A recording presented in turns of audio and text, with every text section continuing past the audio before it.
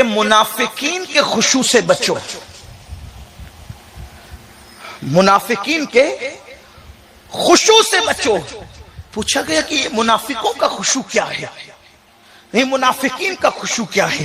تو صدیق اکبر فرماتے ہیں منافقین کا خشوع یہ ہے کہ جسم پر تو خشوع طاری ہے نماز میں، لیکن اندر دل میں خشوع نہیں ہے. یہ منافقین کا خشوع ہے.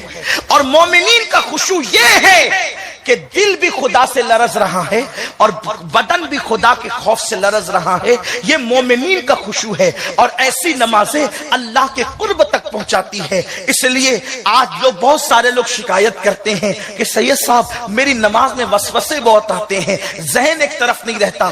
آسان طریقہ بتاتا ہوں، اللہ اکبر سے لے کر السلام علیکم ورحمت اللہ تک پوری نماز کا ترجمہ یاد کر لو. یعنی جو نماز میں کہہ رہے ہو اس کو سمجھنے کی کوشش کرو کہ کہتے کیا ہو. اللہ اکبر کا مطلب ہے اللہ سب سے بڑا ہے. اس طرح پوری نماز یاد کر لو. تو جب تم نماز کا ترجمہ یاد کر لو گے تو عربی میں پڑھو گے تو اردو دماغ میں گھومتا رہے گا، اور جب دماغ میں گھومتا رہے گا تو اتنا آپ کے دل کے اندر خشوع پیدا ہوتی رہے گی. اور پھر میرے آقا علیہ السلام نے فرمایا، بخاری شریف کی حدیث ہے، مسلمانوں جب کوئی مومن نماز پڑھتا ہے تو وہ کتنے بلند مرتبے پر فائز ہو جاتا ہے. افسوس لوگوں کو کوئی وکیل بلائے، ڈاکٹر بلائے، انجینئر بلائے، وزیر بلائے، امیر بلائے تو لوگ کہتے فلاں نے بلایا، فلاں نے بلایا، فلاں نے بلایا، اپنے پاس بٹھایا، مجھ سے باتیں کی. بخاری شریف کی حدیث ہے، اللہ کے رسول صلی اللہ علیہ وسلم فرماتے ہیں جب تم نماز میں رہتے ہو تو کعبے اور تمہارے درمیان تمہارا خدا رہتا ہے. حضور فرماتے ہیں کعبے اور تمہارے درمیان وہ اللہ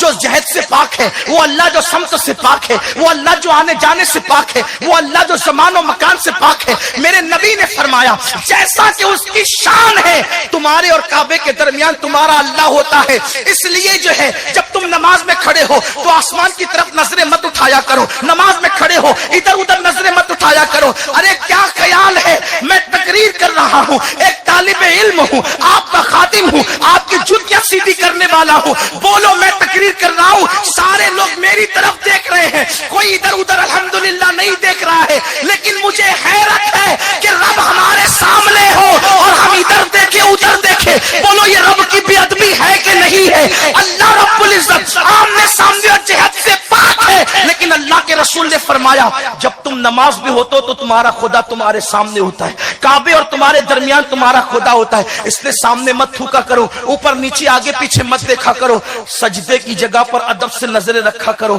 آقا فرماتے جو نماز میں اوپر دیکھے اللہ اس کی نظریں اچک لے، اللہ اس کی نظریں چھین لے. جو نماز میں ادھر ادھر دیکھتا ہے نماز کی برکتوں سے محروم کر دیا جاتا ہے. اس لیے نماز میں سجدے گاہ پر نظر ہو اور کم سے کم یہ تصور ہو کہ اللہ ہمیں دیکھ رہا ہے. کم سے کم، یہ کم سے کم کی بات ہے، کم سے کم اللہ دیکھ رہا ہے.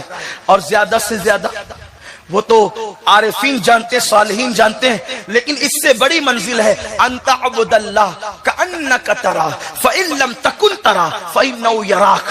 ایسے عبادت کر گویا تو خدا کو دیکھ رہا ہے.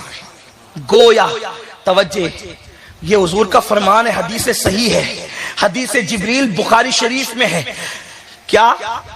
گویا تو خدا کو دیکھ رہا ہے. اس کا مطلب یہ ہے کہ نماز میں خدا دکھتا ہے تبھی تو گویا تو دیکھ رہا ہے.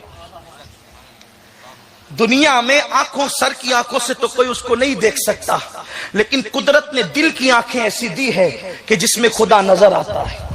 اسی لیے تو کہا نا کہ کانکا ترا، حالانکہ کانکا کی قید ہے، بلکہ صوفیہ تو فرماتے ہیں جب اس سے اوپر کی منزل ملتی ہے تو کانکا کی قید ہٹ جاتی ہے. اور یار کا جلوہ بے نقاب ہوتا ہے. رابعہ بصری کہتی ہے اللہ اکبر کہنے کے بعد ثنا اس وقت تک پڑتی نہیں جب تک یار اللہ اکبر کو قبول نہیں کر لیتا. سجدہ کر کے اس وقت تک سجدے سے سر اٹھاتی نہیں جب تک کہ سبحان ربی الاعلیٰ کہہ کے رب اعلیٰ کا جلوہ نہیں دیکھ لیتی. ایک عورت کا یہ حوصلہ ہے، ایک عورت کا یہ حوصلہ ہے. ہم کہاں ہیں؟